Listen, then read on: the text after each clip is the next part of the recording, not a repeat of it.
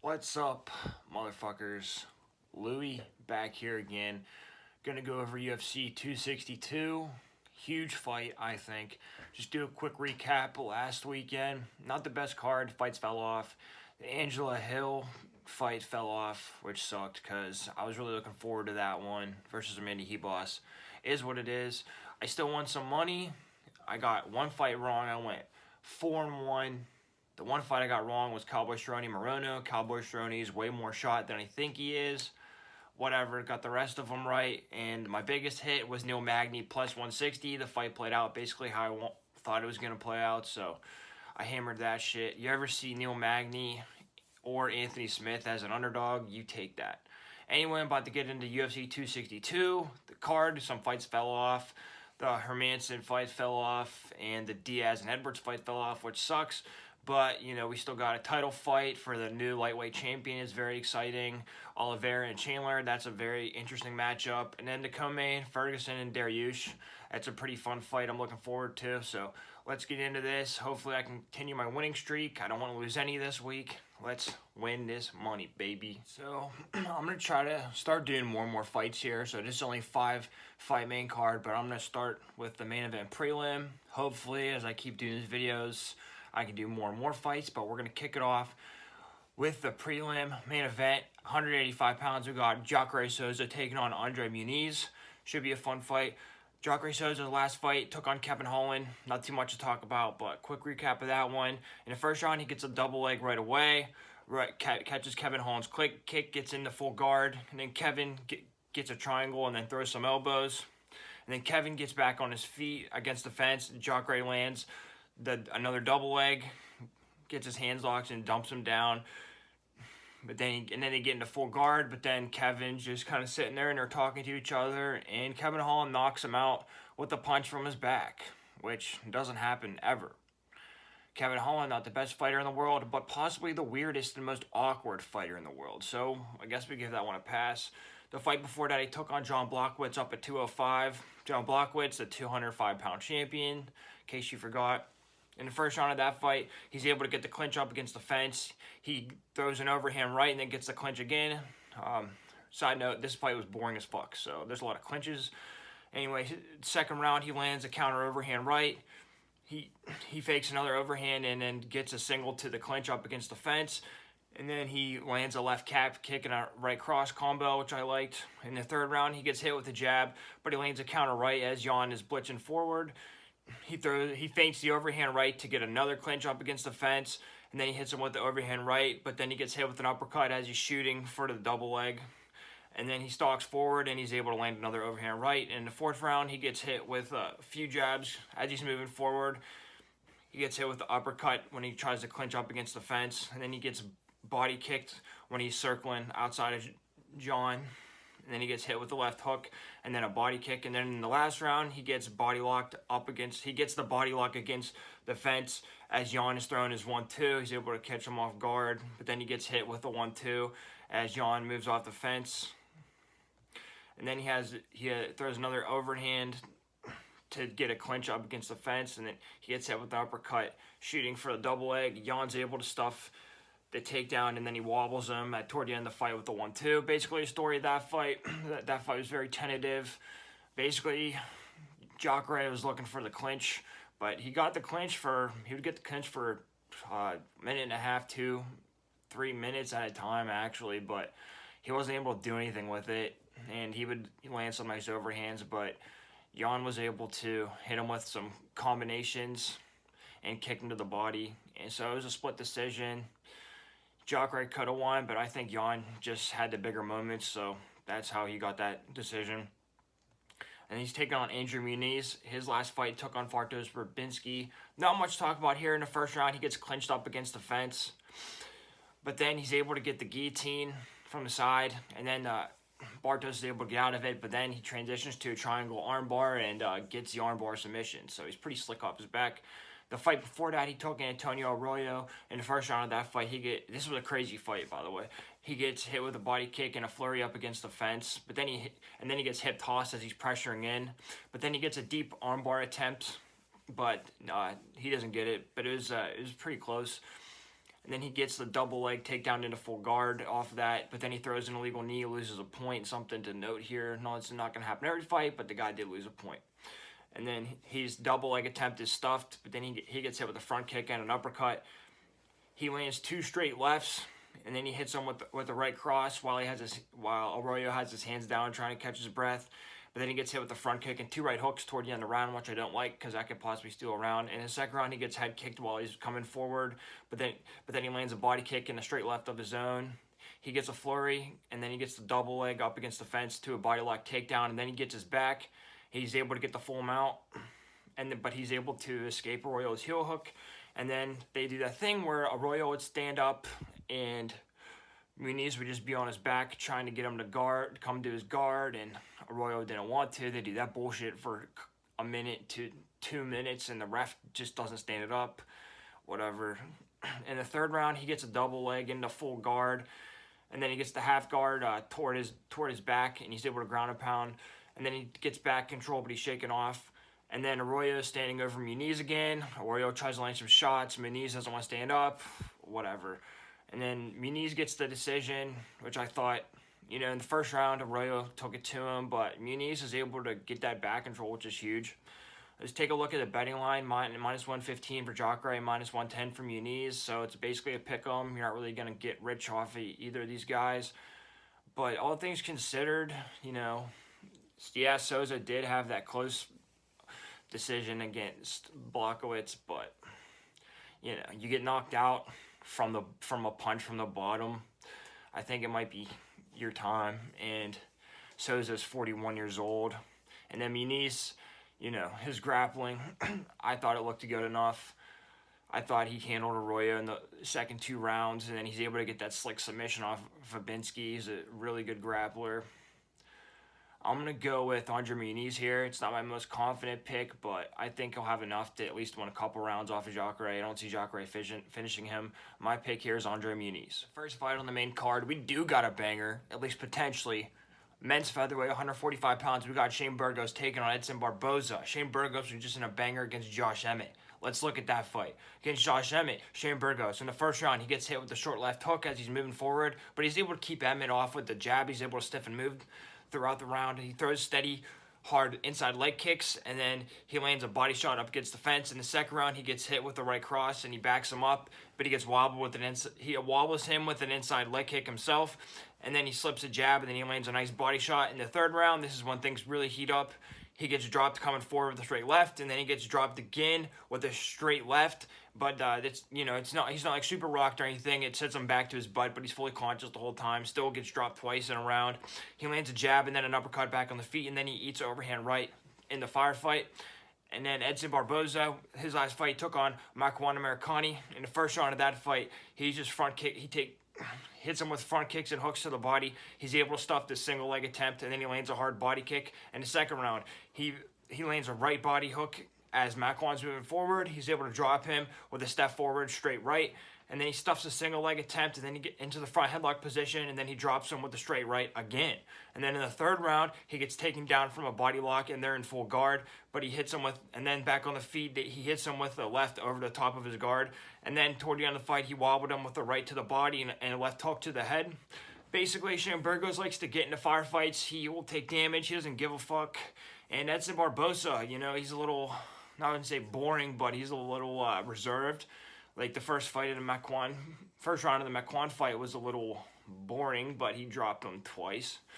And so basically, how I see it, Shane Burgos likes getting into firefights. Edson Barboza doesn't prefer that, but he got one shot in dropping power. He can drop you with one shot. Take a look at the betting line. Shane Burgos is minus 140. Edson Barboza is plus 115.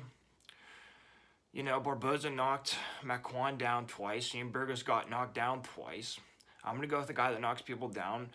Plus 115. My pick is Edson Barboza. On the main card, we got a fun women's flyweight at 125 pounds. Caitlin Chukagian taking on Viviana Rujol. Caitlin Chukagian, in her last fight, she took on Cynthia Calvillo. First round of that fight, she lands a jab as Cynthia's moves forward, and then she stuffs a double takedown, and she lands a knee to the head for Cynthia's troubles on the way in. And then in the second round, she's able to move forward and pump her jab, and then she lands a left hook off of Cynthia's right hand, and then in the third round, she uses the wizard to stop the body lock. Not much change in the third round. Basically, Cynthia's coming forward, and Chukagian's able to slip and counter, and Chukagian's able to utilize her jab and stay at range. And then Viviana Rujol, she took on Roxanne Modafferi her last fight. In the first round, she throws a jab through her guard. She throws a 1-2-3 combination with the left hook, and then she drops her with the right hook as she's coming in, and then she reversed the clinch and gets behind her back to pull her down to the mat. And then she had the RNC for a period, but didn't get it. In the second round, she was able to get a double leg into side control and do some ground and pound there. In the third round, she gets taken down, but she escapes. And then she gets a single leg. But then she gets hit with a few 1-2s whenever she lets her guard down. She drops her hands for a moment. And then she gets the double leg into full guard to end the fight. Both women looked decent their last fight. Chukagian coming off a tough loss of Andrade, bounces back. Calvillo is a tough woman. But Vivian looked good the first 2 rounds, and then in the third round, she started to gas a little bit, and Roxanne's not very good, but if you're not on your game, Roxanne will take you, she'll fuck you up, because she's a veteran, and she's tough. But anyway, look at the betting line. Chukagian -140, Vivian +115. Women's MMA, always unpredictable, but I think Chukagian is really one of the next contenders up. Andrade, for whatever reason, is a monster against anybody but the champion. She can't win a championship fights unless it's Rose. You win in a weird way, but then Rose comes back and beat her, so who knows. But Chukagian's back on track. I like her strategy. I think she'll pump the jab and be able to stay away from Vivian's power, and I think she'll be able to stuff the takedowns. My pick here is Katlyn Chukagian. Fight on the main card. We got a flyweight fight taking place at 135 pounds for whatever reason. That favors Bonthrin, I think, because he's huge. We got Matt Schnell taking on Rogerio Bonthrin. Matt Schnell, last fight he took on Tyson Nam in the first round. He's able to hit him with a straight right, and then he counters with a 4-punch combination. Here we right. 4-punch combination because they're flyweights and they throw a lot of punches, and then he's able to do the same thing again, but he slides back before he does it, and then in the second round he gets hit with a straight right off of his jab, but then he throws the 1-2-3, and then he circles out, and then he gets hit with the right hand and a left hook into the firefight, but then he's able to land a 4-punch combination with 1-2s, left, right, and they are fast because they're flyweights. And then in the third round he's able to pump the jab and circle out away from Nam's power, but then he gets hit with the left hook whenever Nam rushes forward. But Nam hits hard, and Schnell barely got hit, so good on him. And then Rogerio Bonthrin took on Kai Kara-France's last fight. In this fight, Rogerio is able to throw a straight left, and then he gets the high single against the fence, and then he's able to move back control and get the standing backpack position, and then he's able to threaten the rear naked choke, and Kara-France looked like he was in trouble. However, when they're on their feet, Kara's able to shuck him off. He's able to throw his legs off of him and get him into full guard, and then he falls, and they can lay back on their feet, and then Kara-France is able to hit him with a straight right and an uppercut, and then a right over the top.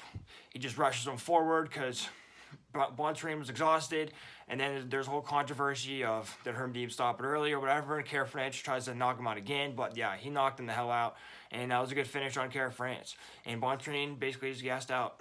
And then the fight before that, last February, he took on Ray Borg.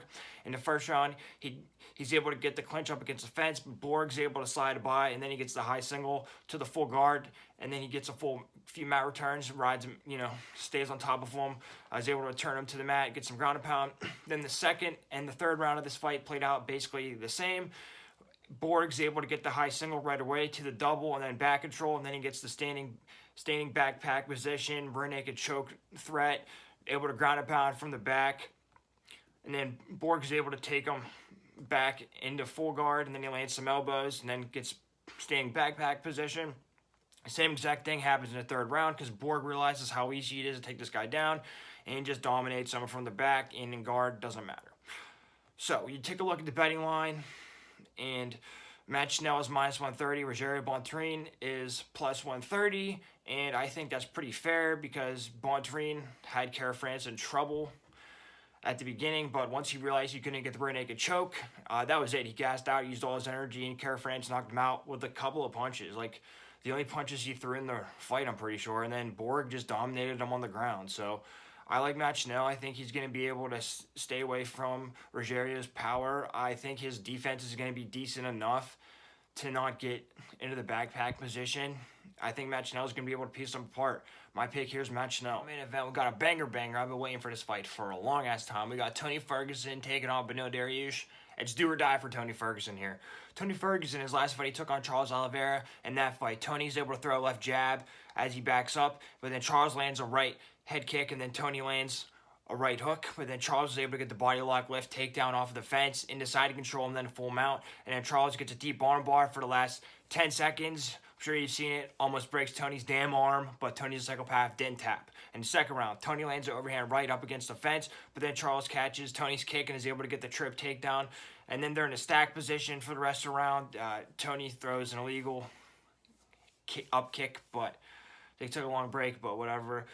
And then they're in a north-south position, and then Tony throws up some sort of triangle, but it doesn't do anything, and Charles just is on top of him for the whole round, basically. And then in the third round, Charles gets a double leg off of the fence, and then he moves the three-quarter mount, and then gets into full mount, and then Tony wall walks and is able to, flip over, but Charles gets a triangle from the bottom position, and then he's able to get his hips up, and then he transitions to side control on top, and then Tony wall walks, but Charles slams him in north-south position, and then Charles moves to side control and just dominates him for the rest of the round. On the feet, Tony threw some decent strikes, but nothing of any consequence. He got dominated, basically. And then Dariush, his last fight, he took on Diego Ferreira. In the first round, he lands a jab and then a straight left 2 times, and then he gets the high single leg takedown, but Diego's able to scramble back to his feet, but then he lands a knee to the body, and then he gets the full guard from the sprawl, but then they're back to their feet, and he gets hit with the hard 1-2 by Diego, but then he's able to wobble Diego with the right hook, but Beneil gets his face kicked off of that punch. And then in the second round, he gets a double leg into full guard. Vieira stands up, but Beneil is able to maintain back control and then gets the mat return. And then Beneil gets into the backpack position, but Vieira is able to shake him off. But Beneil gets another double leg takedown into full guard to end the round. And then in the third round, Beneil is able to land a 1-2 off of Diego's jab. And then his kick gets caught, and then he gets taken down, but he scrambles back to his feet. He gets a double leg to the body lock takedown, and then he gets into back control, and Diego swims out of it, but Beneil has a leg lock attempt to end the round. It was a good scramble, fast, but Beneil was able to secure the takedowns, and then Vieira, like we saw with Gillespie, he had some fight. He'll be able to scramble, but if you keep going for it, he's able to get the takedowns, and I thought Beneil stuck it out pretty well.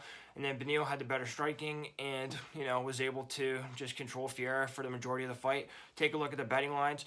Tony Ferguson plus 135, Beneil Dariush minus 165. Here's the deal. I think, Tony Ferguson, I think his career's come to an end. It sucks, but he took a life-changing beating against Justin Gaethje. And then Charles Oliveira, you could say that was a life-changing domination performance. Didn't get beat up as bad, but basically couldn't do anything against Oliveira. Dariush, his wrestling's good. I think he's going to be able to take Tony down. I think he's going to be able to keep him down. I think he's going to be able to hit him with some big shots if they get into a firefight. Beneil Dariush is on the come-up at 155. The price is pretty decent, under 200, so my pick here is going to be Beneil Dariush. Come to the main event. It's going to be a crazy fight. We got a fight for a vacant lightweight belt, 155 pounds. Since Khabib Nurmagomedov, the king, has left, we got Charles Oliveira taking on Michael Chandler.